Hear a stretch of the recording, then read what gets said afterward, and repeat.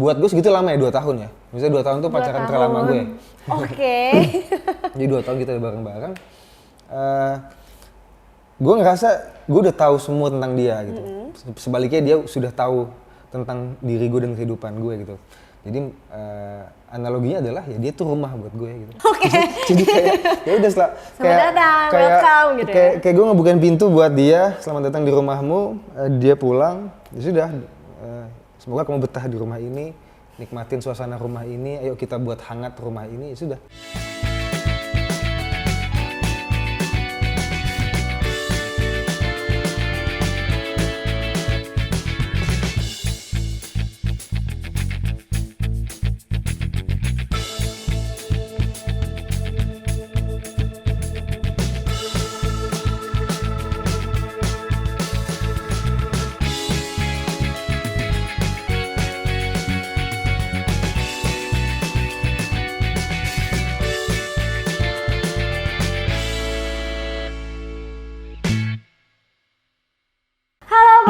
Balik lagi di Hops Music. Nah, di Hops Music kali ini kita kedatangan salah satu musisi yang keren banget nih, bisa dibilang solois ya, solois yang identik dengan gitar dan suaranya. Tanpa lama-lama langsung aja kita panggil Kak Difky Halim. Silakan masuk. Halo. Halo, selamat datang. Boleh silakan duduk. Iya boleh, nah lebih dekat biar lebih akrab gitu kelihatannya Kak ya.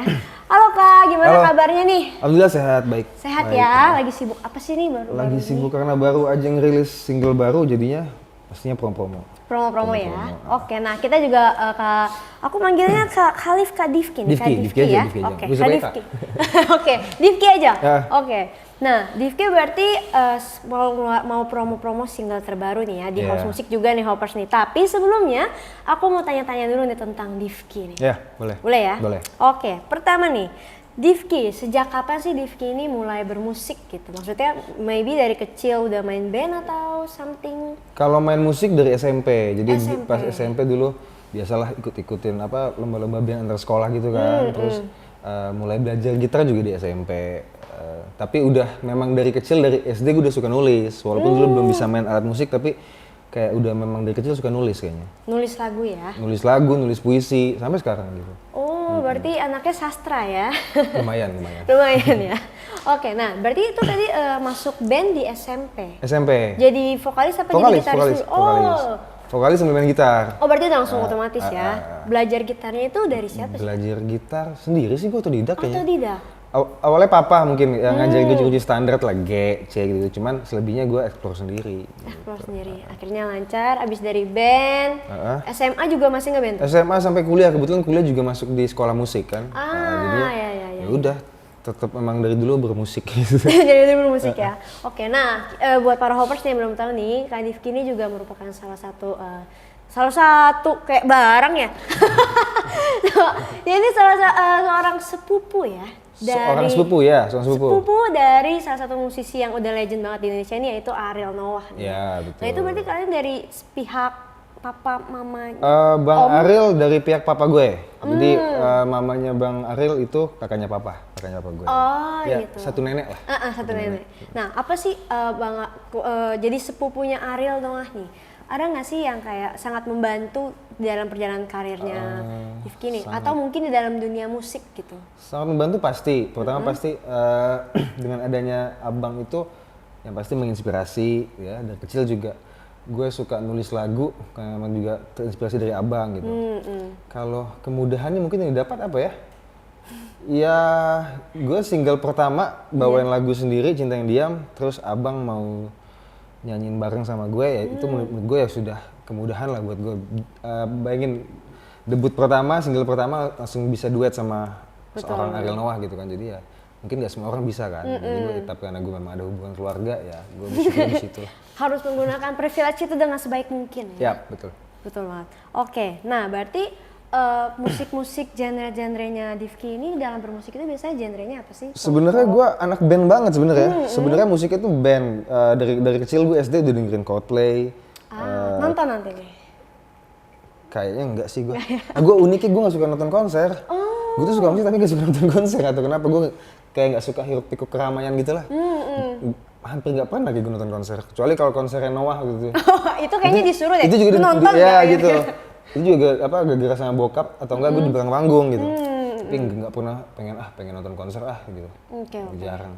Anak band. Terus kenapa apa yang memilih Divky jadi solois sekarang? Kenapa nggak bikin band juga? Bandnya bubar. Oh, bandnya bubar. jadi bandnya bubar tahun 2017. Maksudnya bubar 2017. Terus kebetulan karena emang di band gue yang nulis lagunya, terus gue juga bisa main alat musik, ya udah gitu. Abis itu ada tawaran dari label gue sekarang, Musika Studio, lewat abang juga, Bang Ariel, mau nggak masuk musika? Yuk gue kenalin lo sama Bu Acin waktu itu. Ya udah, karena gue memang kebiasaan nulis lagu di band dulu, ya udah. Cuman kan masalahnya kalau gue bentuk band lagi, kayaknya makan waktu ya gitu. Ya, betul. Harus nyamain satu visi lagi, harus nyamain Chemistry-nya selera lagi, chemistry ya. lagi. Jadi ya udah deh. Jadi solois aja lah gitu. Solois aja ya. Tapi apa sih bedanya solois sama band kalau yang Divky rasain? Kalau bedanya ada plus minusnya sih, kayak kalau ngeband itu enaknya ketika gue mentok lagi bikin lagu atau lagi proses dalam aransemen, kita punya banyak kepala gitu ya. Jadi kalau di band itu kan ada drummer, ada gitaris, ada bassis, masing-masing punya tugas lah. Betul. Untuk mencari aransemen mereka masing-masing gitu ya. Kalau gue di solo sekarang, kalau memang waktu itu sempat gue ngerjain sendiri, belum ada produser, ya agak kebingungan kalau mentok gitu. Jadi semuanya gue harus mikirin dari aransemen, drumnya, semuanya lah, elemen dalam lagu itu tersebut gitu. Yeah. Gitu nggak enaknya. Tapi kalau enaknya mungkin kalau solo gue lebih bisa egois aja kali ya. Lebih bisa suka-suka hati gue mau buat lagu kayak gimana. Kalau di band kita mungkin perlu ada proses cekcok dulu sama temen-temen band, nyamain warna lagi, itu mungkin susahnya kalau di band. Karena pendapat juga beda-beda ya. Iya. Terus pendapatan lebih banyak di solois mungkin. Itu dia ya, baginya cuma sendiri ya. Sendiri doang. Oke, nah tadi kan Divky kan bilang udah sering nulis berapa lagu nih. Nah, ingat gak sih udah jumlahnya tuh berapa lagu yang Divky pernah buat gitu sampai saat ini? Gue nulis lagu dari kelas 3 SD, waktu itu masih belum bisa main musik, cuman itu lagu pertama tuh nadanya diingat-ingat aja gitu. Lagu pertama tuh tentang apa sih lagunya? Ya, cinta-cintaan. Kelas 3 SD. Kan dulu kan 3 SD gue kelas 94. Jadi kayaknya udah mulai dengerin Dewa, Peter Pan, Salon Seven gitu. Jadi udah ternodai lah sama lirik cinta. Jadi ya udah, yang gue tulis pun ya udah lirik cinta-cintaan gitu, walaupun masih kelas 3 SD ya gitu. Tapi sudah mempengaruhi gaya kepenulisan gue lah gitu. Kalau jumlahnya berapa mungkin ada berapa ya? Ratusan? 100 lebih. Oh, ada kali. Kalau gue masih ingat sampai sekarang, kalau memang dijumlahin dari dulu gue kelas 3 SD sampai sekarang gue umur 29 tahun. Mungkin ada kali 500-an kali mungkin ada. 500. Banyak ya hoppers ya. Kalau gue ingat, mungkin sekarang kalau udah pada lupa, mungkin sekarang mungkin yang masih diingat mungkin 100 atau berapa. 100. Tapi Berarti ada nggak lagu lama yang udah lama banget dibuat udah dirilis baru-baru ini? Gitu? Masih gue simpen sih. Oh, masih disimpan. Mungkin nantinya kalau gue udah berapa tahun lagi gue udah mulai menemukan fase di mana gue udah mentok, nggak punya inspirasi lagi, mungkin lagu-lagu yang dulu gue tengok lagi gitu loh. Oke. Nah, sekarang kita mau bahas single terbaru. Denah Rumahmu. Denah Rumahmu. Itu lagunya tentang apa sih? Lagu Denah Rumahmu ini tentang apa ya? Arsitek. Ini lucu nih, Denah Rumahmu. Kebetulan gue juga punya cita-cita jadi arsitek. Oh, jadi gitu. Jadi arsitek yang nggak kesampaian lah gitu. Jadi cerita itu tentang gue tuh punya kebiasaan kalau nulis lagu, gue nulis ceritanya dulu. Sebelum gue masuk ke proses aransemen, proses bikin nadanya, gue di HP tuh banyak catatan, di HP gue tuh banyak cerita apa yang mau gue tulis, karena gue juga menjadikan diri gue tuh kayak tukang cerita gitu. Kayak gue nulis lagu karena gue suka cerita gitu. Denah Rumahmu ini sebenarnya udah gue tulis ceritanya tahun 2017-an. Waktu itu gue lagi putus. Putus. Pengalaman pribadi ya. Lagi putus sama mantan gue, terus ya gue suka nulis puisi buat dia kan, gitu. Suka nulis puisi buat dia. Dan gue anaknya suka beranalogi memang.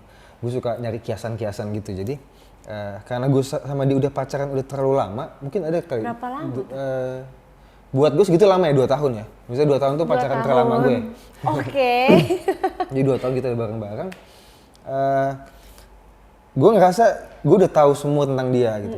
Sebaliknya dia sudah tahu tentang diri gue dan kehidupan gue gitu. Jadi analoginya adalah ya dia tuh rumah buat gue gitu. Dia rumah buat gue dan gue juga rumah buat dia. Nah, sebagaimana gue rumah untuk dia, di situ ada ruang tamu, ada ruang makan, ada ruang kamar tidur, ada ruang belajar, ada ruang keluarga. Jadi gue kayak di lagu ini tuh gue pengen menghidupkan apa ya, pengen ngasih tahu bahwa di rumah itu masing-masing ruangannya punya makna gitu loh. Jadi contoh kalau kayak gue bilang gini, aku ini rumah kamu, dalam hatiku ada ruang tamu. Ruang tamu tuh apa? Ketika kamu kenal sama aku masih malu-malu gitu. Terus di dalam hatiku juga ada ruang keluarga, di mana ruang keluarga biasanya ada ayah ibu kita masang foto-foto masa kecil kita, terus kita suka nonton film-film favorit kita di situ. Itu kayak simbol di mana aku tahu kesukaan kamu apa, aku tahu masa kecil kamu gimana. Terus beranjak ke ruang makan, aku tahu selera kamu, bukan selera makan doang, tapi aku tahu selera berpakaian kamu, aku tahu selera musik kamu. Itu simbol dari ruang makan. Sampai ke ruang belajar, itu kayak isyarat gue menyatakan sama dia bahwa aku tahu apa sih keahlian kamu, apa sih kekurangan kamu. Kamu katakan kamu jago matematika, tapi kamu nggak bisa pelajaran IPS contoh gitu, atau sebaliknya gitu. Nah baru nanti di ref, makanya gue taruh part yang paling intim itu di ref adalah kamar tidur gitu, di mana kamar tidur itu adalah tempat dia mencurahkan semua kesedihan dia, kesenangan dia gitu. Waktu dia teleponan sama gue lagi sedih-sedih di kamar, kita begadang sampai malam gitu. Jadi itulah, jadi gue mencoba untuk apa ya, mencari esensi dari setiap ruangan di dalam rumah gitu. Keren banget ya, deep banget berarti ya lagunya ya. Deep banget, keren banget. Nah, terus aku juga dapat info nih, lagu ini tuh sempat dirilis ulang versi akustik. Oh iya, versi akustik. Berarti versi awalnya tuh versi band kah atau versi orkestra gitu? Versi awalnya band, maksudnya full instrumen. Full band ya. Yang kedua juga sebenarnya full instrumen, cuman tapi memang kalau yang di awal itu memang kita agak sedikit apa ya, instrumennya agak-agak vintage gitulah. Kita itu tuh kita pengen kayak musik The Beatles gitu yang agak-agak jadi masih old gitu ya. Terdengar jadul gitulah musiknya. Terus ada orkestranya juga dikit. Nah kemarin itu kalau nggak salah tim dari Musika Studio minta, Div kita buat yuk versi yang lebih romantis, yang lebih karena yang pertama itu lebih menceritakan tentang anak dan orang tuanya di rumah. Jadi kalau teman-teman nanti lihat video klipnya, itu menceritakan tentang seorang ibu yang lagi nungguin anaknya di luar kota, terus anaknya pulang, dia senang gitu menyambut anaknya. Nah yang versi kedua ini kita kemas gimana lebih romantis, lebih bikin senyum-senyum sendiri. Makanya video klipnya sekarang udah keluar minggu lalu, itu tentang itu, ketika si istri atau pasangannya dia di rumah ini nunggu suaminya pulang gitu. Berarti yang versi pertama itu lebih ke family ya? Iya, lebih family. Kalau yang kedua lebih ke romantis antara sesama pasangannya ya? Oke, nah untuk proses pembuatannya sendiri nih, Divki, kira-kira tuh membutuhkan berapa lama sih untuk proses lagu ini dari scrap jadi gitu? Proses pembuatannya agak lama sih. Agak lama tuh kan gue ngerjain sama produser. Yang bikin lama tuh gue ya. Karena gue nulis liriknya agak picky, gue naruh kata-kata dalam lagu kan gimana ya. Jadi agak lama. Besok kita mau rekaman vokal, kita mau take vokal. Malamnya gue masih nulis lirik. Jadi belum sempat direvisi sama tim, belum apa, gue udah langsung take aja vokal gitu siangnya. Mungkin dari proses ide sampai aransemen, rekaman, terus ada tahap nanti mixing, mastering, mungkin sebulan gitu. Sebulan. Ya? Kalau yang Dena Rumahmu yang kedua, yang akustik lebih cepat karena memang kita udah tahu part-partnya gimana, kita udah tahu moodnya gimana, tinggal ada beberapa instrumen yang ya lebih kita buat lebih akustik lah gitu. Tapi ada yang diganti gak? Kayak keseluruhan gitu ada yang part yang diganti? Partnya nggak diganti, partnya sama. Cuman berarti musiknya aja. Diganti. Oke, nah untuk liriknya tadi kan dalam banget yang aku bilang meaningful banget. Nah ada nggak sih lirik favorit dari Divki nih? Sama boleh nyanyi sedikit liriknya kayak gimana? Lirik favorit Dena Rumahmu ini yang paling awal sih kalau gue. Selamat datang di rumahmu, itu. Jadi kayak ya udah welcome gitu ya. Kayak gue ngebukain pintu buat dia, selamat datang di rumahmu, dia pulang, ya sudah. Semoga kamu betah di rumah ini, nikmatin suasana rumah ini, ayo kita buat hangat rumah ini, ya sudah. Ada ruang tamu di situ, ada ruang keluarga. Mari kita isi ruangan itu dengan hangat, dengan romantis lah gitu. Jadi pokoknya yang paling favorit itu selamat datang di rumahmu. Oke, nah apa sih harapan Divki nih untuk lagu ini ke depannya? Ya mudah-mudahan kan lagu ini kayak cerita ya. Iya. Lagu ini kayak cerita, gue tadi juga bilang gue menjadikan diri gue sebagai tukang cerita. Mudah-mudahan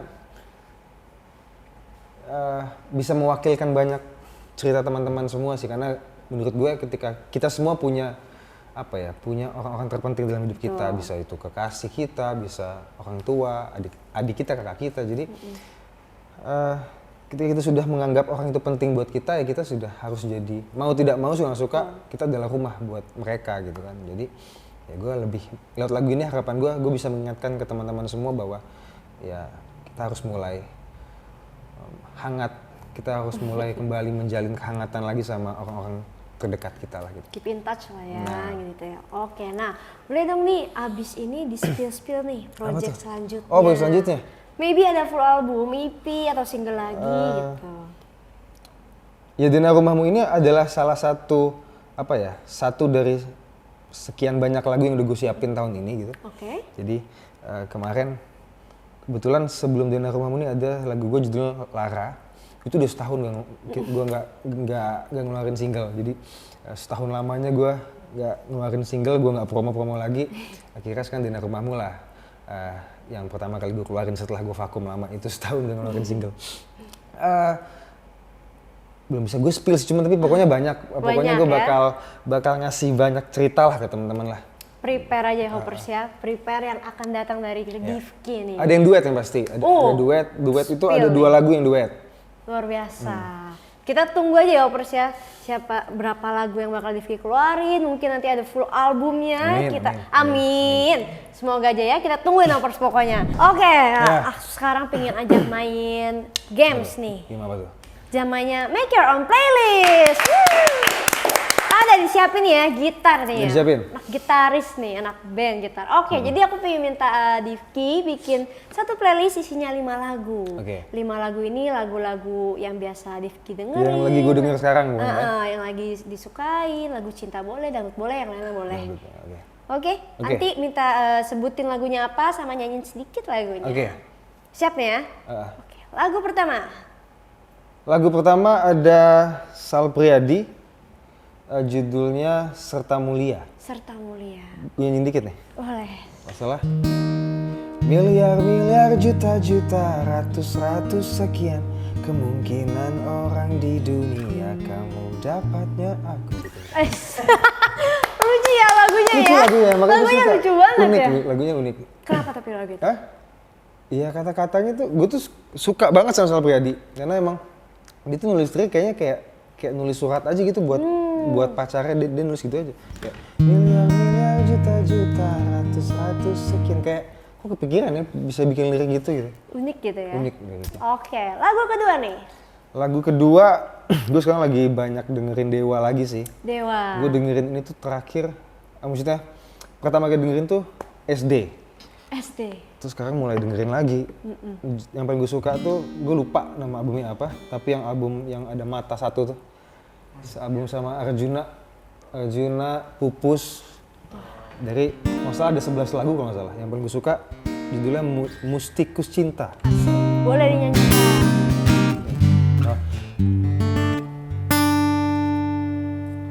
Ketika pertama kali jiwamu ingin selalu dekat dengan jiwaku yang belum bisa menerjemahkan segala. Emang ya, lagu-lagu Dewa tuh nggak ada yang failed ya, lagu-lagu Dewa tuh luar biasa. Gue stem dulu nih. Oke, boleh di stem. Tapi suaranya Divky tuh ini ya, serak-serak, hampir mirip. Serak belum tidur. Hampir mirip, tapi tuh hampir mirip sama Noah, cuman beda gitu Ariel. Oke. Tapi oke banget suaranya. Oke. Lanjut, lagu ketiga. Lagu ketiga, Sal Priadi lagi. Sal Priadi lagi. Ini gue nangis sih denger lagunya. Oh iya kah? Jadi kalau yang gue tangkep tuh, dia kayak dari yang gue baca ya, ternyata mungkin lagunya buat anaknya gitu. Buat anaknya, dia kayak mau ngajak anaknya jalan-jalan, cuman mungkin karena kesibukan, karena keterbatasan, dia bilang sama anaknya, yaudah ya, nanti papa ajak jalan-jalan tapi jangan sekarang gitu. Jadi kayak, dia bilang, kalau nggak salah judulnya, Sal Priadi mesra-mesranya kecil-kecilan dulu. Kecil-kecilan dulu. Jadi gimana ya? Bah sementara kita mesra-mesraannya, kecil-kecilan dulu ya, tunggu sampai semua mereda. Suka banget gue. Bikin full cover kali Kak, boleh nih dia Divky nih. Gue nangis dengan lagu itu sumpah. Sedikit aja, kayak aku dengerin abis ini deh. Dengerin, harus dengerin. Luar biasa nih, rekomendasi nih Hoppers nih. Oke, lagu keempat berarti. Lagu keempat, lagunya Kodaline. Kodaline. Kalau nggak salah judulnya Wherever You Are. Wherever You Kalau nggak salah. Say you love me, you say you care, and when you with me, my future is there. We get carried away in the motion, we get lost in each other's eyes. Itu ya. Kita lama-lama terbawa nih Hoppers, nggak lanjut ntar Hoppers. Oke, lagu kelima nih. Yang kelima, karena dari tadi gue udah promoin Sal Priadi, lagu gue dong sekarang. Iya, betul banget. Nggak apa-apa, kita Dana Rumahmu. Dana Rumahmu. Di finalis Dana Rumahmu. Nyanyi lagi nih? Iya dong. Nyanyi lagi. Ref aja? Iya. Dana rumahmu, jika kau jatuh rindu denganku, pajanglah ku di kamar tidurmu, lewat fotoku, ku kan buat mimpimu. Dana rumahmu, jika teramat rindu denganku, lukislah ku di kamar tidurmu, versi yang lucu, versi gundah-gundahmu. Luar biasa Hoppers, kita mau, aduh keren banget, aku sampai speechless mau ngomong apa ya bingung deh. Alah. Terus. Oke. Halo Hoppers, mudah-mudahan teman-teman suka sama lagu gue, Dana Rumahmu. Dengerin ada di Spotify, ada di Langit Musik, ada di Treble, ada di YouTube Musik, apapun itulah. Di YouTube juga, di Divky Khalif Musika Official. Kita mau thank you banget nih buat Divky nih udah main-main di Hops Musik. Ya, semoga lagunya sukses terus, album selanjutnya berhasil lanjut, pokoknya semuanya lanjut sampai lama-lamanya pokoknya. Betul. Dan juga jangan lupa ya Hoppers ya, dengerin lagunya Divky di seluruh digital platform musik Indonesia, juga musik videonya ditonton, juga tadi follow Instagramnya, TikTok soon ya, YouTube dan lain-lain. Oke, nah buat kalian nih yang mau dengerin Divky live di Hops, bawain lagunya dan gak hanya satu, ada dua loh Hoppers ya. Langsung aja cek di playlistnya Hops Live Music yang ada di sebelah sini nih, bisa kalian ketik juga. Jadi kalau gitu saya Jessica undur diri. Saya Divky Khalif undur diri. Sampai jumpa Hoppers. Dadah, thank you.